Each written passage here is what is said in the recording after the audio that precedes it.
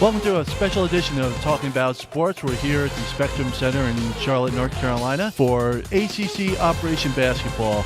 I'm here with Vashti Hurt, and this is otherwise known as ACC Media Days for men's basketball. 15 teams, 15 coaches, a lot of players to talk to. And before everything got started, John Swafford, the ACC commissioner, kicked everything off with his annual State of the Conference address, and you had a chance to sit down with him. Yeah, I did, and he sat down with us. Really nice guy, really personable. It's clear, it's evident his love for ACC and ACC basketball. We talked about the status of the league and his excitement going into this season. So let's check out what he had to say.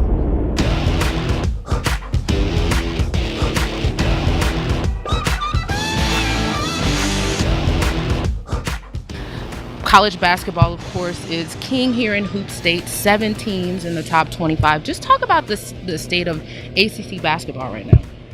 I think it's as good as it's ever been, and that's saying a lot. We benefit from a tremendous tradition and history in this league and in basketball.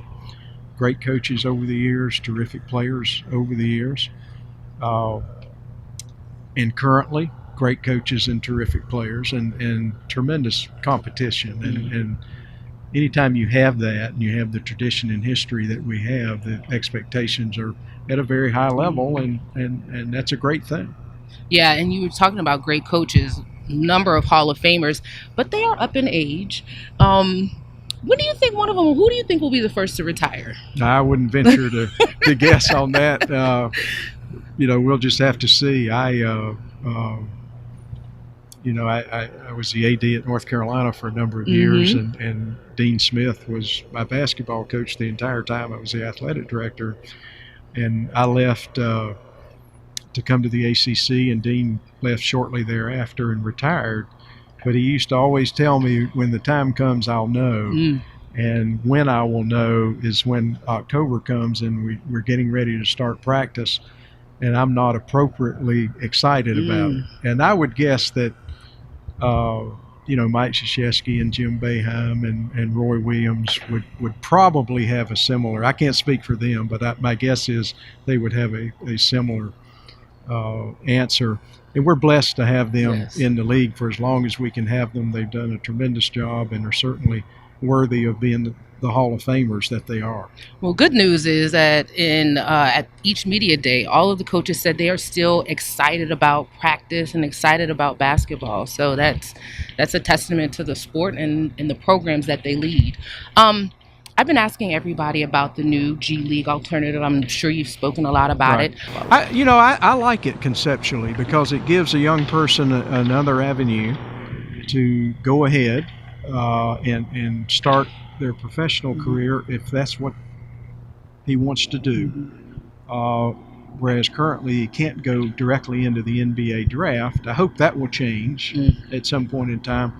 But I like it because it gives another avenue to take that route. And I don't think college is necessarily for everybody. And I don't think it threatens or diminishes college basketball in any way, shape, or form. Yeah, speaking to all of the players that I've spoken to, I've talked to a couple, all of them said if they had that as an option, they would still go to college. Right. What do you think that says about college basketball and also playing in a league like the ACC? I think it says a lot that's good about college basketball and playing in this league. And I think probably the vast majority of players would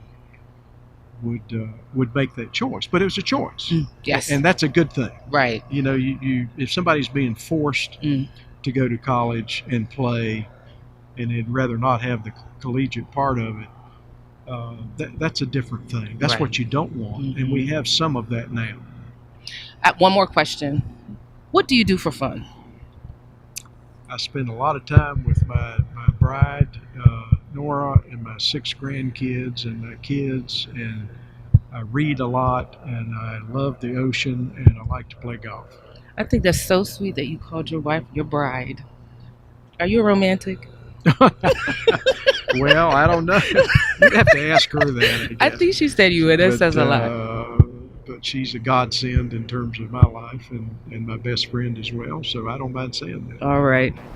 Talk about the tournament being back in Charlotte, back in the state of North Carolina, and we're here at the Spectrum Center where it will be housed. Is that why why you guys are having Media Day?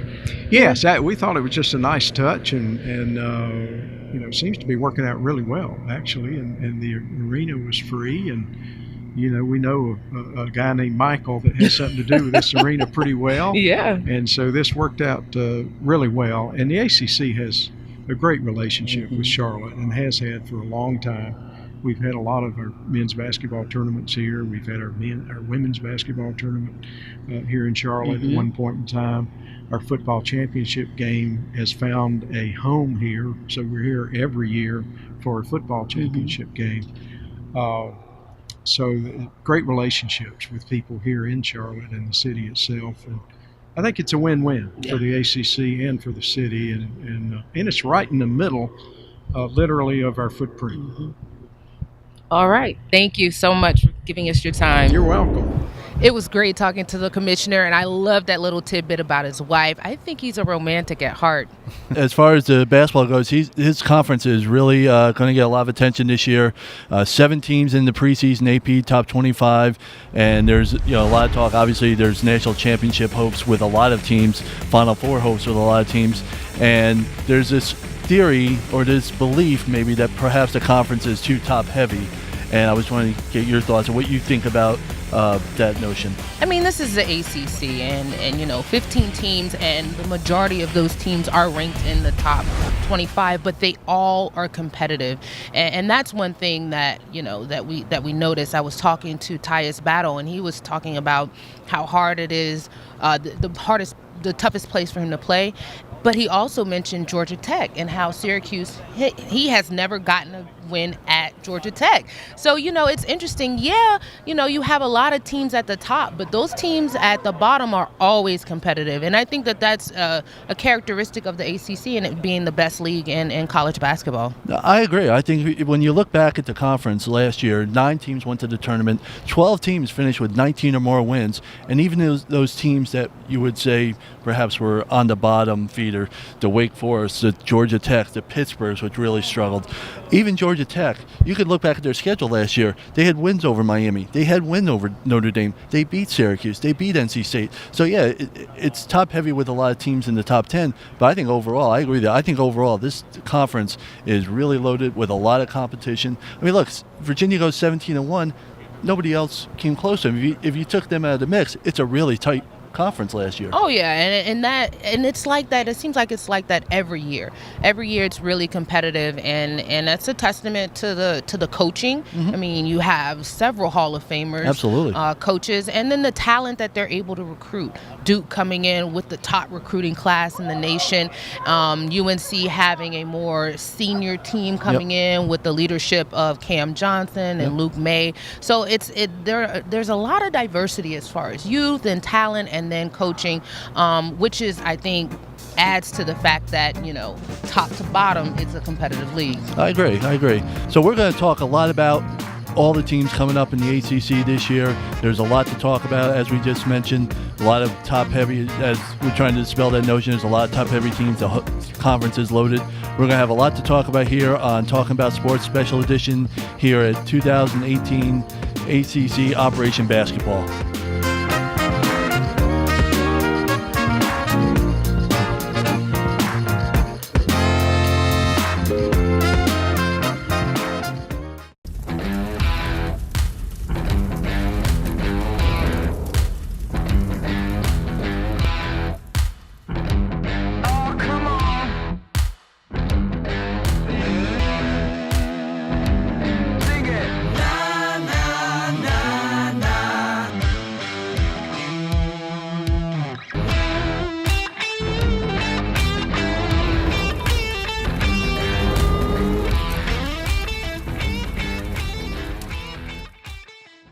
At Heslop Wealth Advisors, our goal is to help small businesses develop quality retirement plans for their employees through our Lunch and Learn seminars. We provide lunch and learning tools to help your company succeed and unmatched customer service.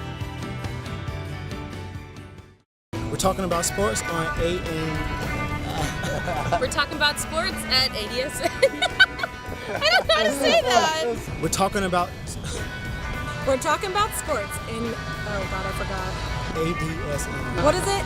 ADSN. ADSN, okay. Yep. We're talking about sports. Talking about sports. We're talking about sports. Talking sports. Talking about sports. We're talking about sports on ADSN. Talking about sports on ADSN.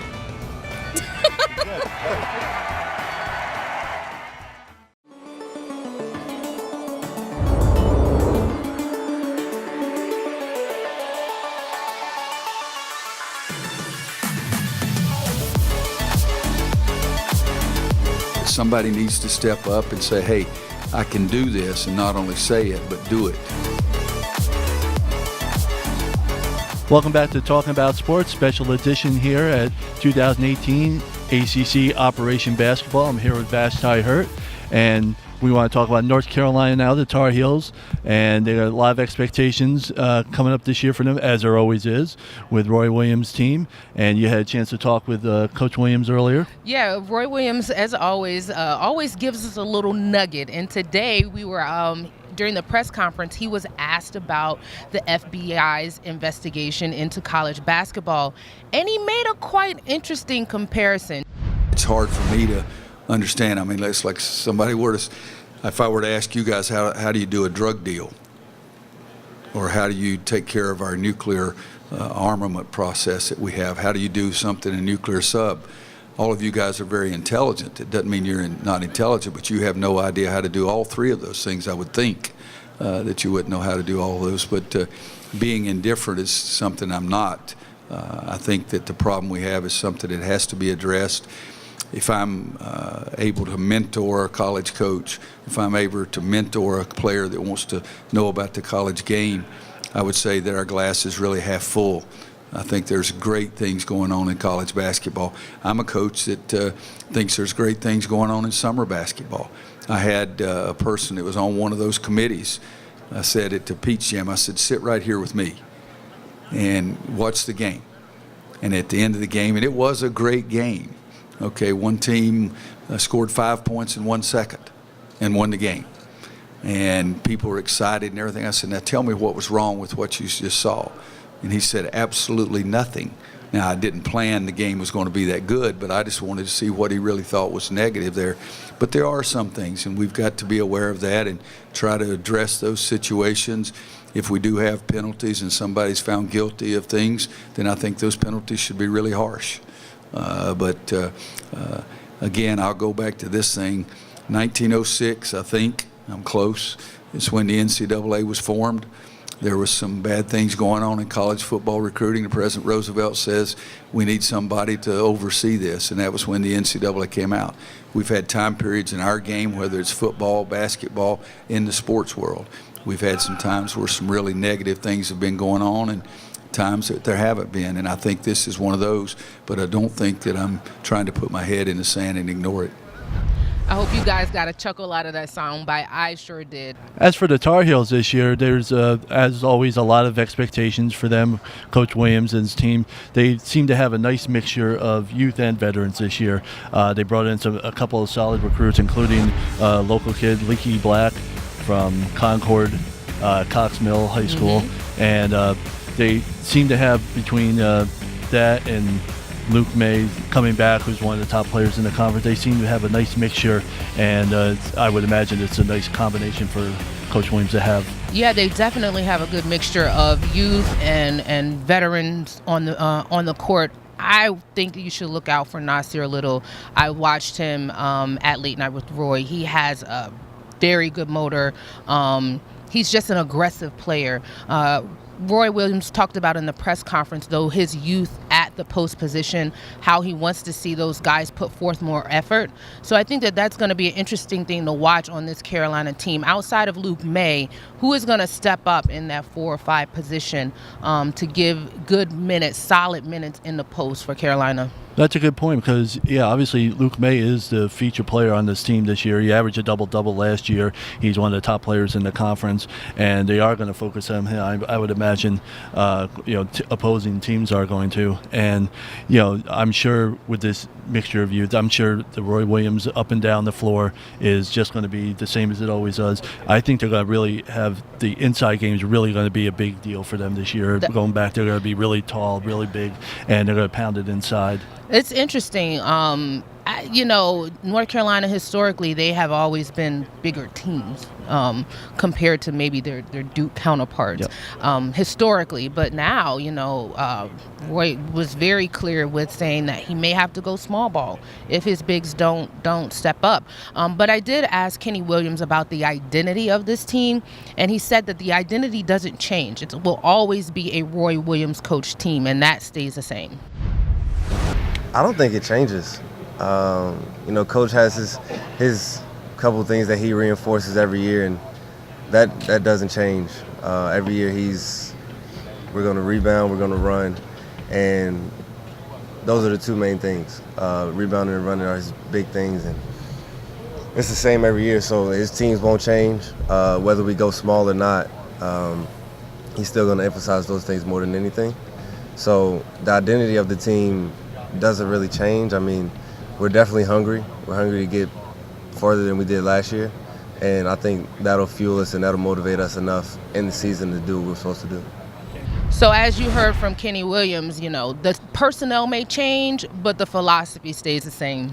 And North Carolina's going to be really tested early. Fans, do not cringe if they enter the ACC with a couple of losses on their slate, because there's non-conference schedule is loaded. I mean, they're going to play Texas. They're going to play either Michigan State or UCLA. They're going to play Michigan. They're going to play Gonzaga. They're going to play Kentucky. I mean, that's a loaded non-conference schedule before you get into one of the toughest conferences in America. Listen, if North Carolina is looking for opportunities to prove themselves, you just read it. They're going to have plenty of those in that non-conference schedule, and we'll learn very quickly what type of North Carolina team we'll see this season.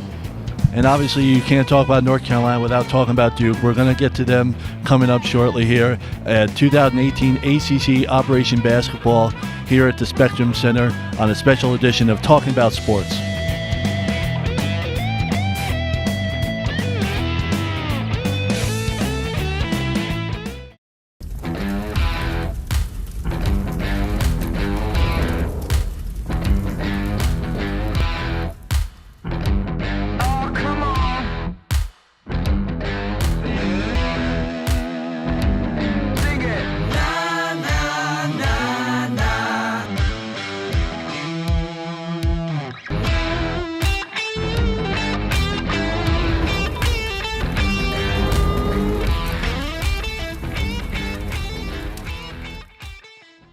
At Heslop Wealth Advisors, our goal is to help small businesses develop quality retirement plans for their employees through our Lunch and Learn seminars. We provide lunch and learning tools to help your company succeed and unmatched customer service. I heard a quote from it's actually a pastor at church. He talked about trembling courage over measured cowardice, and I think that's the way to approach this. In a way, I said they're equipped or empowered to experience something no one else has and use it in the right way, however it plays out. But the fact that they're okay, that the sun came up, that they still love the game, and there's things going on that it can motivate them to deal with, but also be able to handle what are tough things is incredibly valuable, beyond what basketball will ever bring them. That I know, and I know that it'll be used and utilized later on when real hard things happen in their life. Welcome back to a special edition of Talking About Sports. Michael Freer here with Vashti Hurt, and we just heard from Tony Bennett talking about how his team reacted to the shocking loss right here in the Spectrum Center back in March as the first 1 seed to lose to a 16 seed. As he mentioned, the sun came up, everything was all right, and they're looking ahead to being one of the favorites once again in this conference. Yeah, and I think that's a good outlook to have. Face it head on, know that people are going to bring that up. I mean, it had never happened before in history. So people are always going to talk about that. First game, they're going to mention, do you remember, this is the same Cavalier team or very similar Cavalier team that lost to UMBC. So So, basically the approach that I think Coach Bennett has, knowing and being aware that will come up, but having a perspective and allowing it to make the players stronger is just a great way to approach coming into the season off of that. And, looking at the season ahead, they're obviously going to be one of the contenders. Once again, they're probably in that group with Duke, with North Carolina. As far as if you're looking at favorites in the conference, they'd probably be the three you would consider. Honestly, probably be Duke and Virginia battling it out as it was last year for the most part. They got good guard play coming back. Depth in the middle is going to be their key for them, probably. They did get a big boost this week with Braxton Key, a transfer from Alabama, was ruled eligible immediately. So, good things as far as that, before the season starts, they get some good news in that front. Yeah, Virginia has always been a team that has good depth. And I think that's going to be the same this year. The question is game plan. Is Coach Bennett still going to be that defensive team that slows the game down? And if that will still work in a basketball system that's really going to positionless basketball, will that slow down game? Will that be as effective as it's been in the past? And I would honestly expect nothing less from Tony Bennett team. This is how he made his bread and butter. Yeah. And last year, obviously, 31 wins, a school record. They didn't even need to play the tournament to get a school record for wins. Only losses to rivals, Virginia Tech, West Virginia on the road, and then obviously right here to UMBC. They led the nation scoring defense last year. Surprise, surprise. They were in the top 3 in opponents' field goal percentage. Surprise, surprise. So I wouldn't expect anything less out of a Virginia team in 2018-19. Totally agree. As for Virginia's schedule this year, they don't have a West Virginia as they did last year, the last couple of years. The ACC schedule obviously is going to be a gauntlet. They only play North Carolina once this year, but it is on the road. But they open the season November 6th at home against Townsend. Then they get George Washington at home, then Coppin State. It's not the toughest of non-conference schedules. They have to go to South Carolina. They would play at Maryland as part of the ACC Big Ten Challenge, but it's not the most difficult of preseason or pre-conference schedules when you compare it to a Duke and North Carolina. Yeah, and I think that may be the only kind of disadvantage that this Cavalier team will have, the fact that they won't be as battle-tested going into ACC play like a UNC who plays, Kentucky or like a Duke who will play in the Maui Invitational and then also play Kentucky. So I think that those tests early really build character with the team, and it also shows you what your weaknesses are. Mm-hmm. So if UVA is going through and just mowing these teams down easily, you don't really know what your weaknesses are heading into ACC play to be able to focus on those.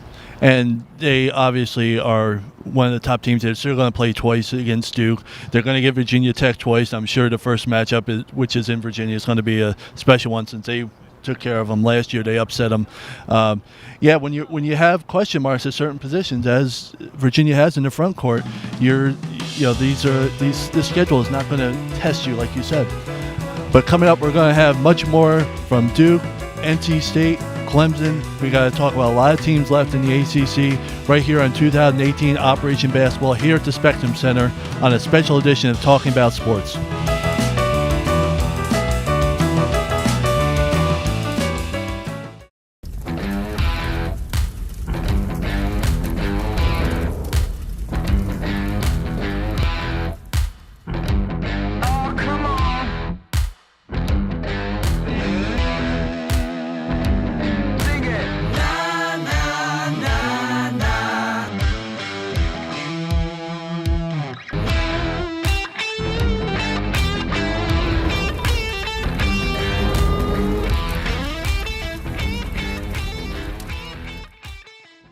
At Heslop Wealth Advisors, our goal is to help small businesses develop quality retirement plans for their employees through our Lunch and Learn seminars. We provide lunch and learning tools to help your company succeed and unmatched customer service.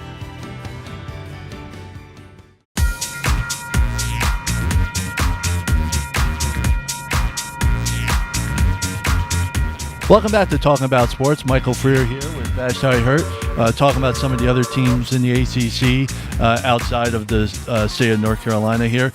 Virginia Tech, NCAA tournament the last 2 years, but they've been bounced out in the first round, so they're going to really have to see if they can take that next step. They got 4 or 5 starters returning, which is a good thing for them, and their 6th man from last year, and Chris Clark, who's one of the better players you haven't heard about. You'll hear about him this year for sure. Syracuse, we talked about them last year, how they shouldn't have been in the tournament, and then what do? They go ahead and make the Sweet 16. They got one of the best players in the conference in Tyus Battle coming back. He's going to be something to watch this year. When he comes down and plays the Dukes and the North Carolina, they're going to know who he is if they don't already. Florida State, Elite 8 last year, a big surprise out of them. They have 23 wins and they still made the Elite 8, and they have a ton of returning talent on this team. So, I mean, number 17 is a nice preseason ranking. It could get up into the top 10 with the talent that they have coming back. And Clemson, they're ranked for the first time in a long time. 25 wins last year, the first time in 12 years, most wins they've had, and they got 4 starters back, and you had a chance to talk about Clemson earlier. Well, listen, last year, Coach Brownell went in under a lot of pressure. There was a general assumption that he was literally playing for his job or coaching for his job, and he proved himself. He got an extension, and this year he enters the season differently. He talked about being more comfortable coming into the season, and Clemson is ranked in the preseason AP Top 25 for the first time since 2009. I asked Coach Brownell about that and how he approaches the season with that ranking. Well, we're certainly proud of it, but at the same time, we've already had this discussion with our team that it doesn't matter what other people think about us. Last year, they didn't think we were very good when we were picked 13th in the league. This year, we've been picked higher, and that doesn't matter. It just matters how we perform and how we work every day and whether we want to sacrifice for one another and how we're going to compete and approach practice and all those kinds of things. So we certainly appreciate it, and it's good for our program, but it's not what we're trying to do. We really need to worry about what we're doing every day. If we do that, we'll be okay. So you heard it from Coach Brownell. It doesn't appear that, they're really paying attention to that ranking. They're just going to play Clemson basketball and focus on what they do well. And they have one of the best backcourts in the ACC coming back in Marquise Reed and Sheldon Mitchell. Those are two of the, definitely in a league that is filled with top-notch freshmen. Having returning starters is a big help, and having returning starters who are talented really helps. And they have two of the best, and they make up maybe the best backcourt in the ACC in those two guys. So coming up, we still have Duke, we still have NC State to talk about. A lot of things going on here at 2018 ACC Operation Basketball right here at the Spectrum Center. Special edition, talking about sports, coming back at you in a few minutes.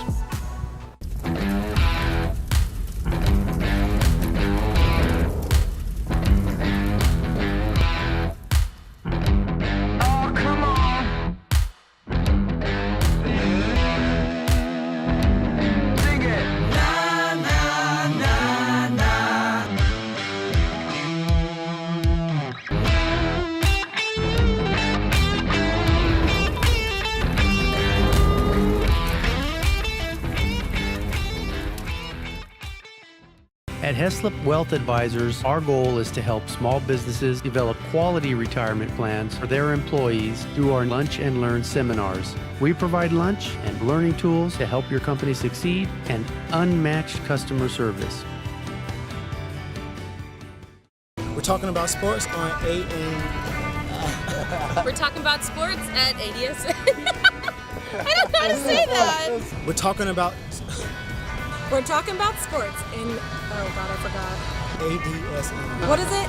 ADSN. ADSN, okay. Yep. We're talking about sports. Talking about sports. We're talking about sports. Talking sports. Talking about sports. We're talking about sports on ADSN. Talking about sports on ADSN.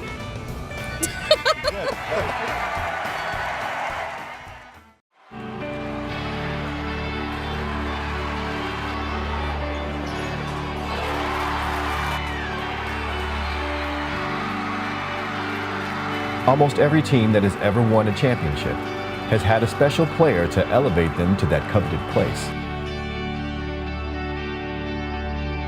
For a select group of high school players, being special enough to get to that platform means they will probably have to grapple with a time-honored tradition: Decision Day.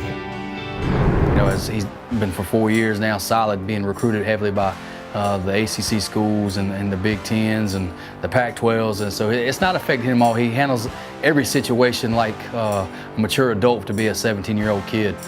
Even when he came into school as a freshman, as a 14-year-old, he was handling it really well. I've got a chance to meet some of the best coaches in the world, and hopefully those connections I'll have for the rest of my life. Some players build their talents later in life. Others get discovered purely by accident. But in head coach Jody Barbie's program, keeping top-level basketball skills sharp requires practice. Lots and lots of practice. Let's go, let's go! I'm so done with taking orders. Respect the force you see before you. I'm that dude you can't ignore, cause I will walk to your doors and all your porches. Shout that I'm the man right now. There ain't nobody gonna hold me down. I will get loud. One more rep, one more rep, one more rep. I will stand tall and I will be proud. I won't be unheard.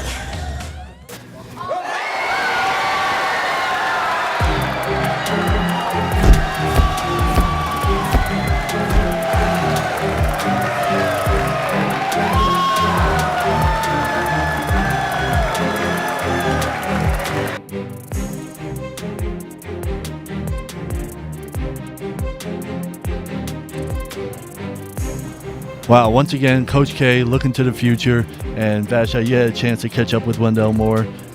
Yeah, just a really good kid, really solid kid, smart kid, great family. And, you know, those are all just common words, but, you know, he seems like he would be a great leader for that 2019 class. And I saw him at Countdown to Craziness, and he was there while Duke was hosting Vernon Carey, another top recruit, and Jalen Johnson. So that signing was big because not only because he got the guy that he wanted, but he's going to use Wendell to recruit other recruits and try to get another top class next year. So Duke, once again, continuing their solid job of recruiting, already looking ahead to next year. But as for this season's version of Duke, a lot of expectations for the Blue Devils. They're looking to be one of the top teams in the country, one of the favorites to win the national championship this year. And it's because, again, of recruiting, the best recruiting class coming in. Best recruiting class, but they weren't ranked number one in the AP preseason poll. And I think that's probably the best thing for this team. In previous seasons, when Duke has been ranked number one, they have underperformed in the NCAA tournament. So I think that kind of takes some pressure off of these young guys who are coming in, and also adds a little fuel to the fire. You know, you have Zion Williamson, YouTube sensation. You know, we've seen him already in preseason. He is legit a dunker. He says that he's just a basketball player. And we talking more. I've been hearing a lot about positionless basketball. And Coach K has said previously that he's going to run more of a 5-out offense where there really isn't a true position. It's just guys, you know, just trying to get open, and you're not gonna see that traditional style of basketball because you have guys like Zion who can pass the ball well and still jump out and shoot, and RJ Barrett, who has been phenomenal. I think he scored like 20 or 30 points last night in their exhibition game. So this is just a well-rounded Duke basketball team with a lot of expectations. So while this Duke recruiting class is considered one of the best, and certainly the best that Duke has had in a long, long time, perhaps a key for this season for them could be their supporting cast. Yeah, we talked to Javin DeLaurier about that, about the freshmen, and about what message he is imparting in the freshmen coming in with such lofty expectations. The biggest thing for me to tell them is that it's gonna be difficult, but that we have the opportunity to do whatever we want this season. We have the talent, and as long as we stay healthy and don't, start focusing on the wrong things, and we give our best effort every day, we should be able to achieve whatever our goals may be, and our primary goal being to win a national championship. And I tell them that if we really want it, we can do it. But we have to, put actions make actions out of our words. But the biggest news of the day was Coach K and how he addressed a subject that he is very passionate about. The landscape for college basketball, men's college basketball, has changed, and we don't have a model.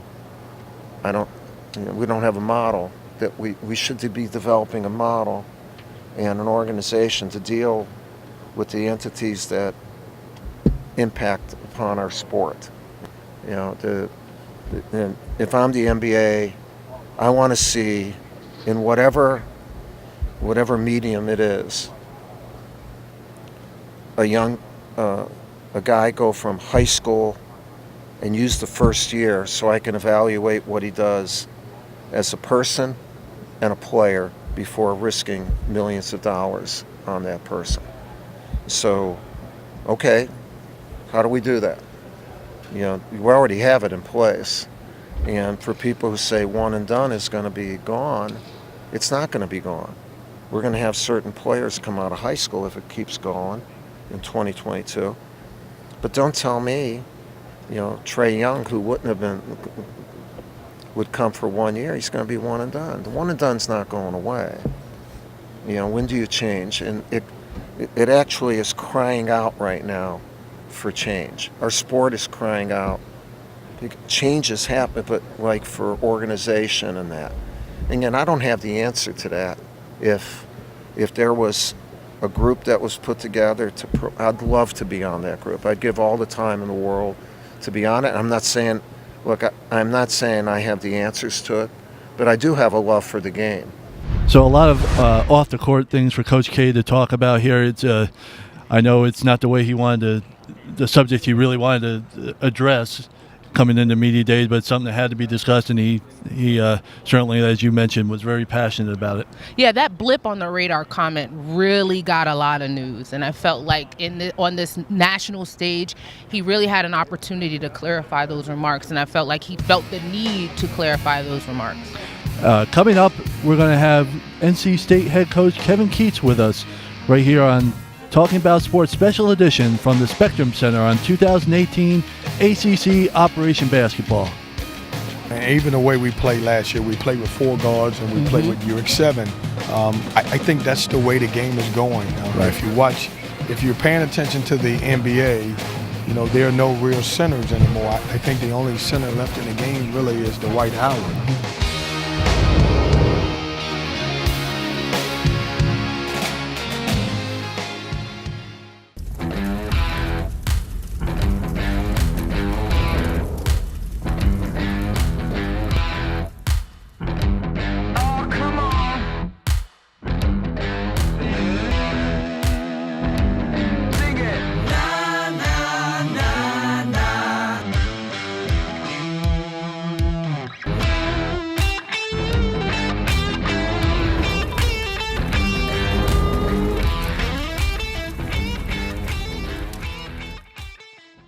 At Heslop Wealth Advisors, our goal is to help small businesses develop quality retirement plans for their employees through our Lunch and Learn seminars. We provide lunch and learning tools to help your company succeed and unmatched customer service.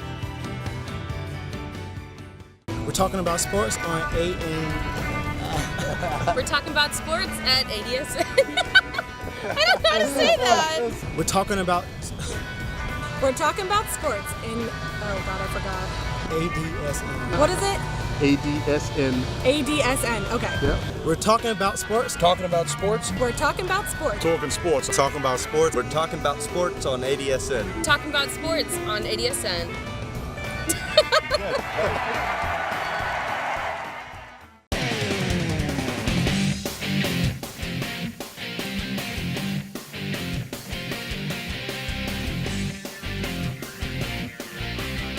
Welcome back to Talking About Sports here from the Spectrum Center on ACC Operation Basketball 2018 version. We're here with NC State coach Kevin Keatts. And coach, really good first season for the Wolfpack. NCAA tournament, 20 wins, first time in 3 seasons you guys have had that. Tell me about how that went last year. Did you exceed expectations, or is that where you thought your team coming in was going to do? Well, first of all, I'd like to thank you guys for giving me the opportunity to sit down and talk with you. You know, as a coach, you always think that you're going to win a bunch of games. As fans, I know our fans were excited. You know, we were picked 12th last year, and found a way to finish third and almost at the end of the year had a chance to get a double bye. I was excited about the bunch that I inherited because there was a bunch that, coming off a year when we only won 4 conference games, and I thought it was important that we came in year one and kind of established our program. And, to say the least, I thought those guys bought into what I was teaching them, and we ended up having a great year. Preseason top 25 ranking, does that fuel your team, or is that, I've heard a lot of coaches say they don't really pay attention to that. How do you guys take that ranking? Well, I look at it as rankings are more for the fans. Okay. To tell you that my players don't, like the rankings, I would be lying to you. Of course they do. As a coach, I'm hoping that we will be picked 50. And I'm also hoping that, when the ACC predictions come out, then, we be 12 again. That seems like a magical number for us. But it's flattering, preseason, it's flattering, but does it mean anything? No. Obviously, you got to still play the games. There's been more of a push towards positionless basketball. And Turin Duran was talking about how he can really play all 5 positions on the court.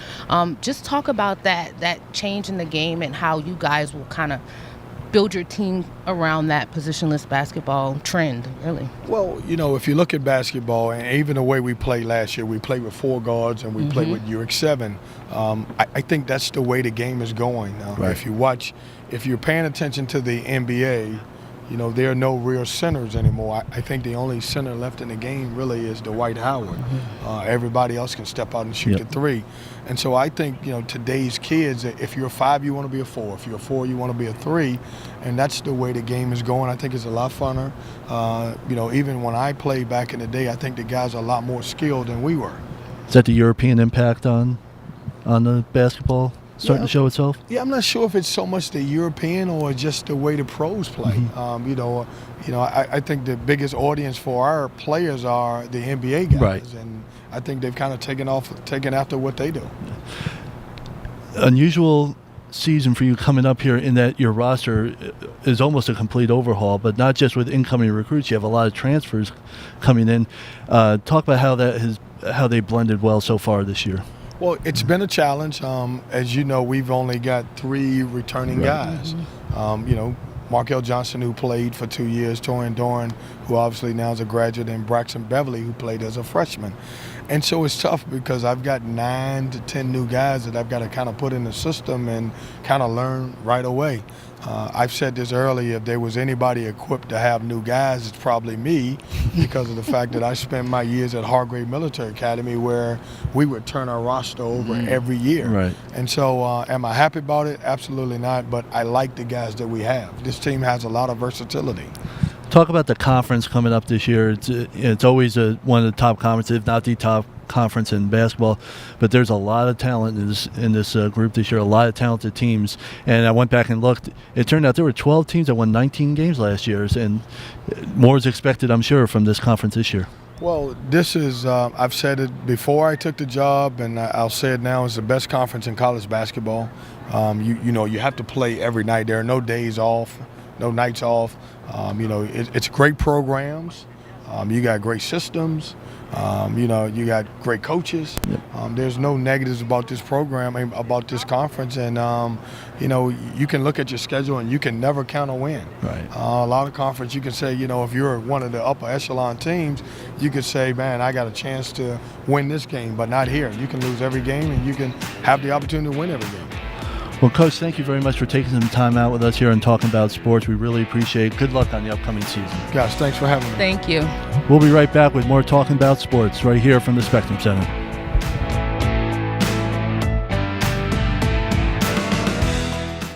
We're talking about sports on AM. We're talking about sports at ADS. I don't know how to say that. We're talking about sports in, oh God, I forgot. ADSN. What is it? ADSN. ADSN, okay. Yeah. We're talking about sports. Talking about sports. We're talking about sports. Talking sports. Talking about sports. We're talking about sports on ADSN. Talking about sports on ADSN.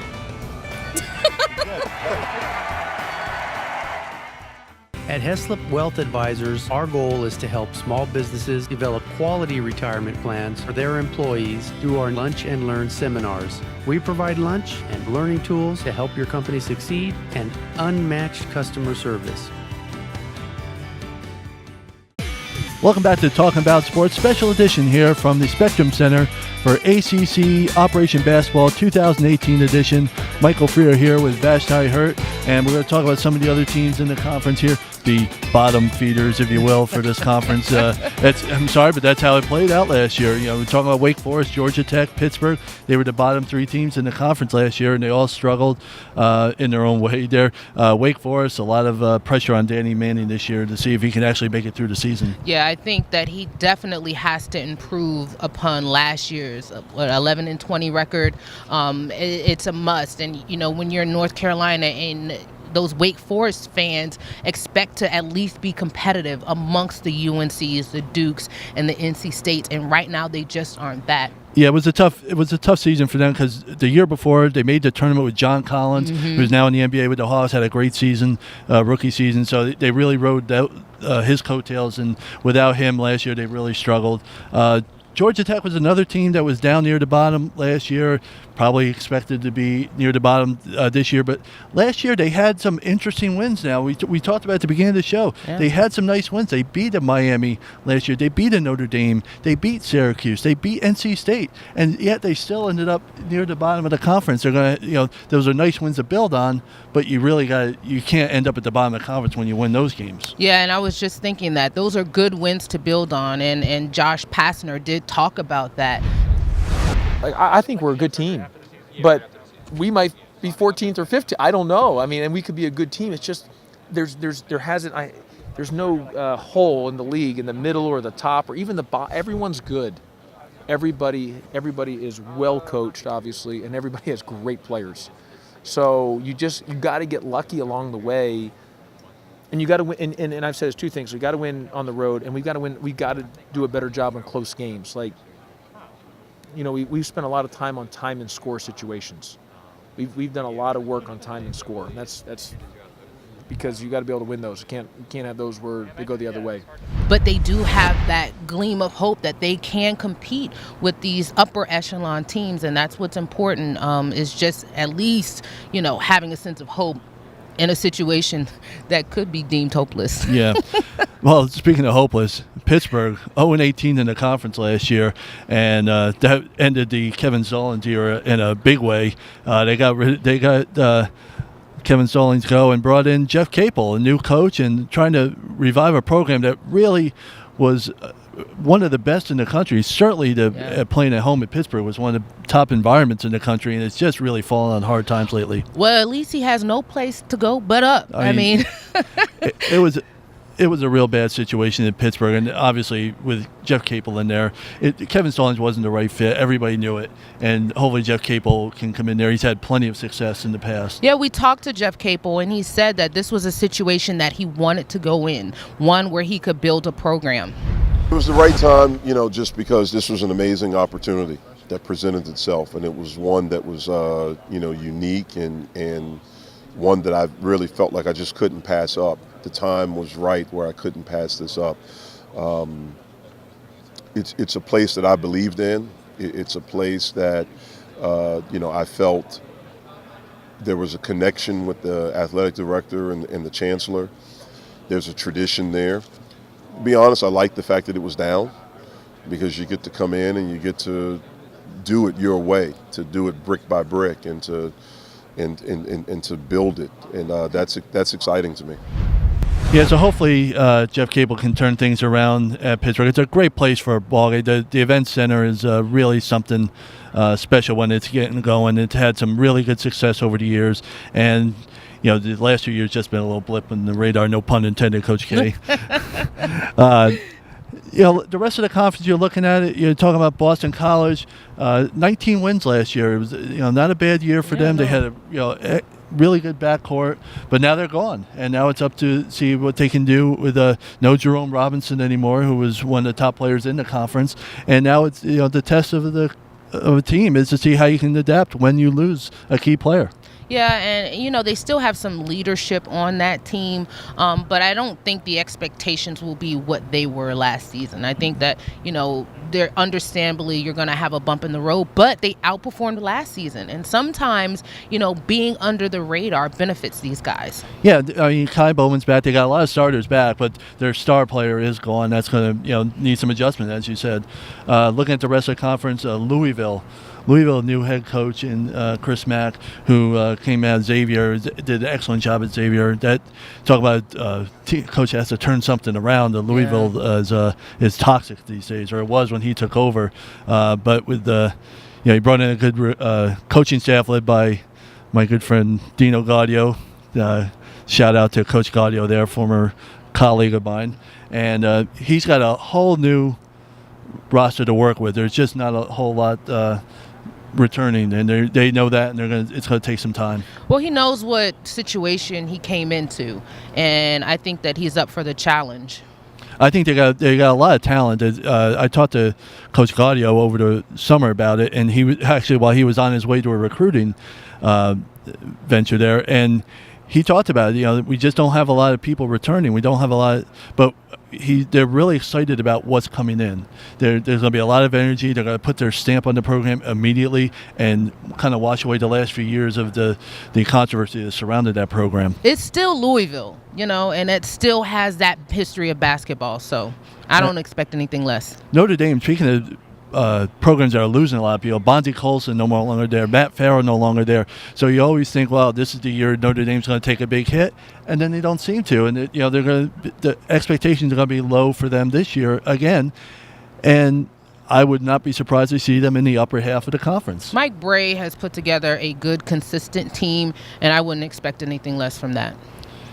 And then there's Miami. Miami took a bit of a recruiting hit after the FBI scandal that came about, but they also took a big hit they lost a lot of players. They lost to Bruce Brown Jr., Lonnie Walker, Jaquan Newman. I mean, these are all quality players that are no longer there, and Jim Larrañaga has had a good run of success with the program and bringing in guys, but now he's really going to be put to the test. One thing about Miami teams is that they're going to compete and they're going to play tough defense, and that's always a key to success on the court. Good front court coming back for them.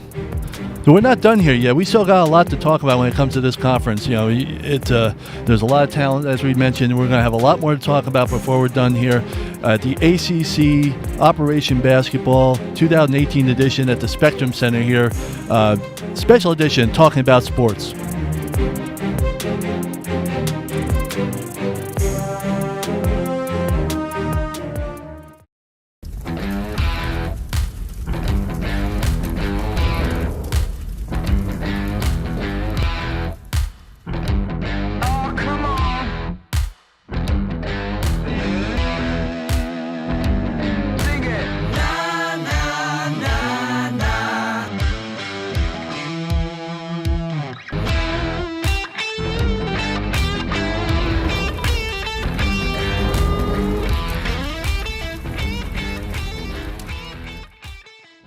At Heslop Wealth Advisors, our goal is to help small businesses develop quality retirement plans for their employees through our Lunch and Learn seminars. We provide lunch and learning tools to help your company succeed and unmatched customer service.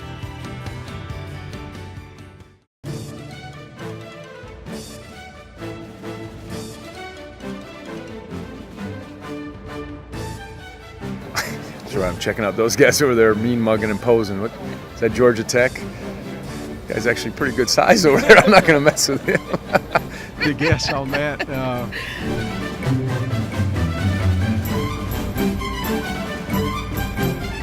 Welcome back to Talking About Sports, college basketball edition here. ACC Media Days, Operation Basketball from the Spectrum Center. And wrapping up things here, we want to talk about 7 teams in the AP Top 25. And I'm just curious, which teams do you think are going to be the biggest championship contenders? UNC, they have a good blend of youth and veteran leadership.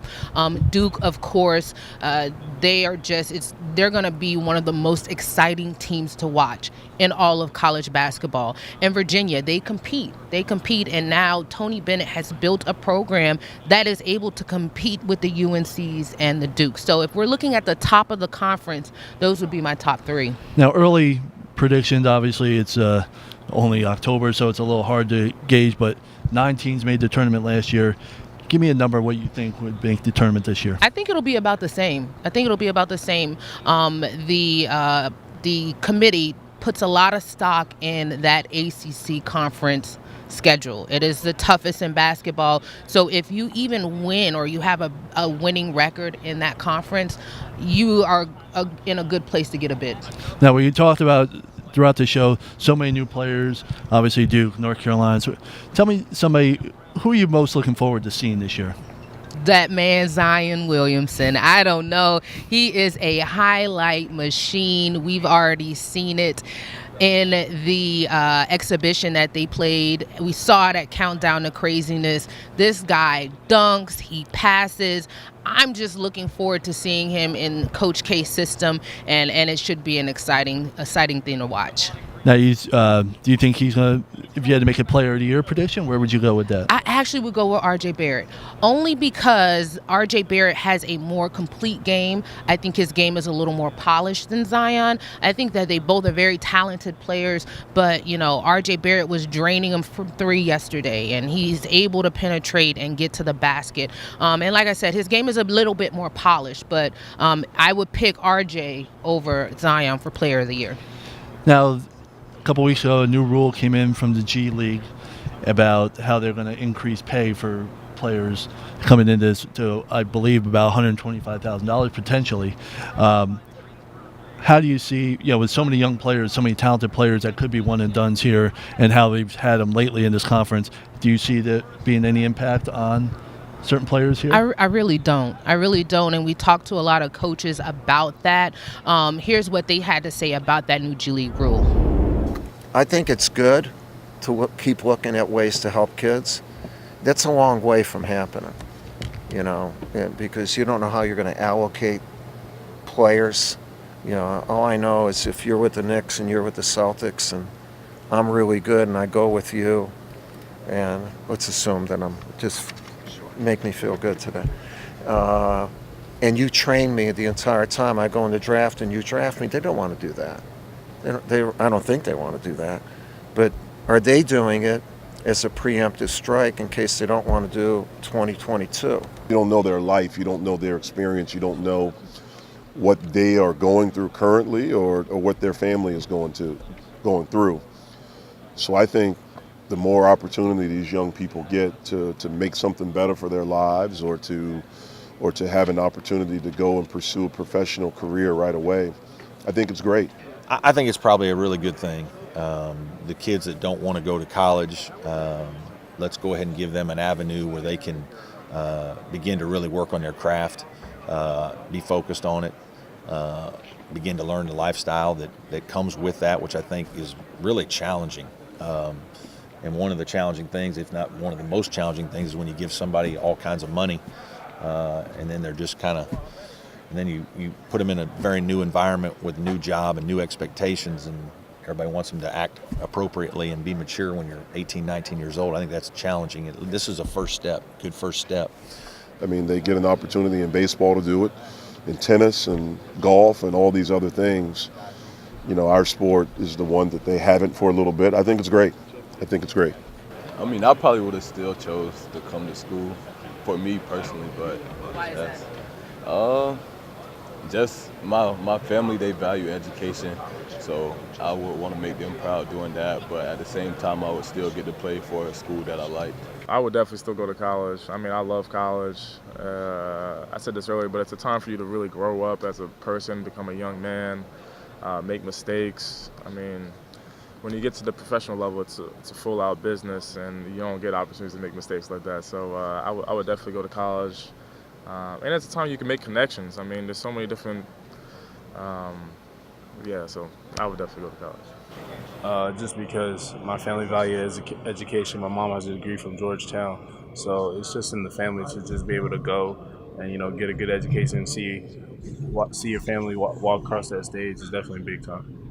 Yeah, it should be interesting to see how this new G League rule will affect the NCAA. Coach K has said the one and done is not going anywhere, and players have said that they would still pick college over, you know, $125,000 contract in the G League. Well, I guess we'll see it when it gets put to the test. I guess we'll see the proof is in the pudding there when it comes time for when the pressure's really on to make that decision. But you know, we had a long, fun-filled day here at Operation Basketball at ACC Media Days here at the Spectrum Center. Exciting conference coming up. You know, exciting season for the conference, in my opinion. I'm just looking forward to basketball. So that'll do it here from Talking About Sports Special Edition from ACC Media Days here at the Spectrum Center. Michael Freer, Vashti Hurt, thank you for watching.